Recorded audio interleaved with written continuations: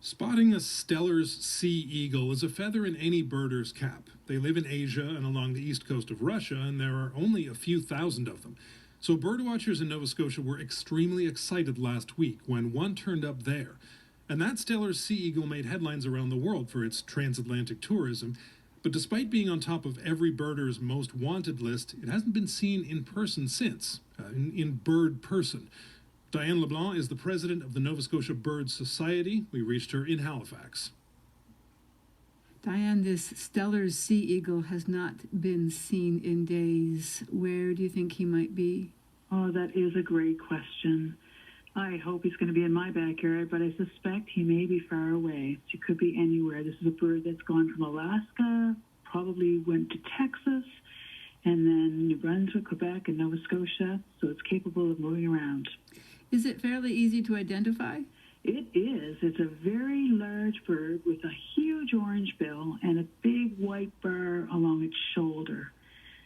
Looks like an eagle, like our bald eagles, but it's larger. Our bald eagles are about 9 pounds and maybe about 3 feet long. This bird's about 11 to 20 pounds and 3.5 feet long, so noticeably different. This is a bird that is probably capable of surviving a Nova Scotia winter. I think it's used to icy areas because it comes from eastern Russia and summers in Japan.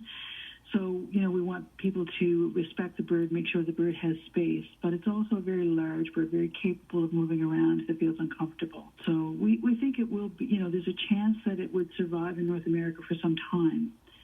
We'll see. And you have seen this magnificent creature. Yes, I have. One of the lucky ones. What strikes you most when you're in the presence of this creature? It's hard to describe to people who are not birders, but when you hear about a bird like this being in your province, it is your heart starts to pound. It's really difficult to focus on anything else. I just canceled club meetings without any kind of permission and very abruptly and drove, maybe breaking a few laws, as quickly as I could about an hour away to Falmouth. This bird is unbelievably magnificent. It is just like no other bird that you'd ever see. And because it's really as far as it could be from its home and such a rare visitor to our continent, it's stunningly breathtaking, and you have a moment of just sheer joy and privilege in seeing this bird. And also you're surrounded by people who are also really excited. So an awesome experience from another hemisphere, right? Because this is an eagle whose native range is China or Japan or Korea, the east coast of Russia. Then the first sighting of this magnificent creature in Alaska, as you mentioned. And then a belief that it may have shown up in Texas, then identified in Quebec, New Brunswick, and now in Nova Scotia. But how can you be sure it's the same eagle?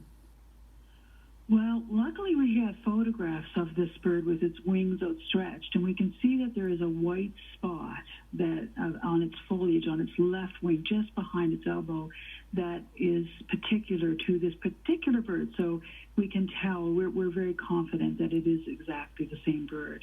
And it would be extremely rare to have two in the continent. So, any sighting of this bird, people would start to suspect that it's actually the same individual. What are the theories as to why he is so off course? It's really hard to say how these birds go off course, but they do sometimes lose their ability to navigate whatever internal mechanisms that they use to be able to know which direction to go to. Sometimes they get off track and they end up just navigating the world in a different way than the rest of the birds in their species. But how exhausting must this be for this creature? It's amazing. It doesn't look exhausted, I can tell you. It looks really healthy. And I would suspect the most exhausting part was getting from Russia to Alaska or from Japan to Alaska. So it's probably, hopefully, been eating well and surviving well around the Quebec and New Brunswick and Nova Scotia, as you said. At the same time, though, these are not lone wolves, are they? These birds. What chances are of this bird getting back to some place where he might meet his soulmate? Yeah, I'd love to see that happen. And maybe we'll get pictures of it in Japan with that same spot on its wing. It is possible that it somehow will find its way back, and certainly being away from its own species is a risk, and, certainly it has an effect, a negative effect on the bird. But then it would have to get back to its species, to get back to its territory. It would be crossing the Atlantic and then another continent, right? I mean, it's a long way from home, isn't it? It is. It is. It's possible that it could go north and cross over the Arctic, or even go west again. And it's hard to predict how these birds that are off track will go. So it's possible, but I don't think it's likely. So how far would he have to go in order to meet up with another bird of his species? And if he came across the Atlantic, right? Well, it's about 7,500 kilometers from home, and I suspect it's about the same distance either way now, over the Atlantic or over the Pacific. I would imagine the Nova Scotia birding community is all a Twitter about this. Yes, we all are. Everybody who was there and saw it, we're all excited, and everybody's kind of watching and asking other people to watch for this bird to see if we can find it again. I'm sure that there are a lot of researchers who would love to be able to know more about this bird. It's hard to study, and seeing this individual in North America gives us a chance to maybe learn more about it. And no way of helping the bird get back to where it should be?